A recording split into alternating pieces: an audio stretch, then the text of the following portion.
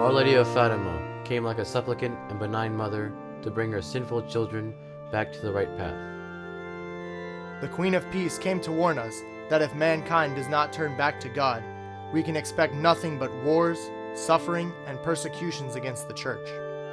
She warned us that if her requests were not heeded, Russia would spread her errors throughout the world. The good will be martyred, the Holy Father will have much to suffer, and many nations will be annihilated. Perfectly fulfilling her role as the Mother of Mercy, she also gave us another chance in the form of a set of requests. She told us that, if these requests were faithfully observed, the coming chastisement would be averted. She told the three shepherd children that God wished to establish devotion to her Immaculate Heart in the world. She asked that Russia be consecrated by the Holy Father to her Immaculate Heart. But mankind refused to listen to Our Lady's request, and Russia did spread her errors throughout the world. Since 1917, the sins of mankind have only become more numerous, more abominable, and more blasphemous. As foretold by Our Lady of Fatima, God, in His divine justice, punished the world with the Second World War. Humanity, instead of turning back to God, has accepted the errors of Russia. Communism has spread throughout the world, bringing wars, hunger, and persecutions of the Church. Today, Russia and its communistic ideology live on and continue to be a scourge to mankind. The economic infrastructure of nations is collapsing, and a global conflict as never seen before has appeared on the horizon.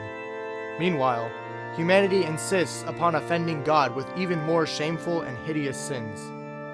Sacrileges and blasphemies increase every day in number and boldness. The sexual revolution attacks the sacred institution of the family with ever-growing fury. Satanism has begun to be generally accepted. The only solution to America's problems is to heed Our Lady's advice and convert. Otherwise, the events of 9/11 will become only a foretaste of the chastisement that we see looming upon the horizon.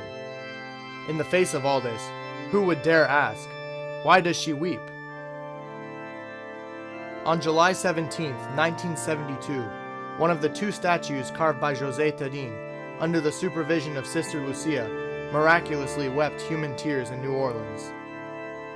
She wept for her children because they have turned against their mother. Less than a year after this event, the horrendous Supreme Court decision of Roe v.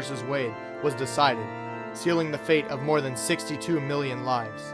All faithful Catholics are called to console our mother and say, "Sorrowful Mother, there are still sons that love thee and want to fight for thee."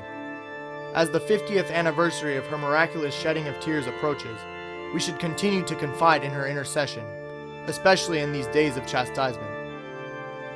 We must make the resolution to heed the warnings of Our Lady and resolve to fight for her against the errors of Russia and for the fulfillment of her prophecy. In the end, my Immaculate Heart will triumph.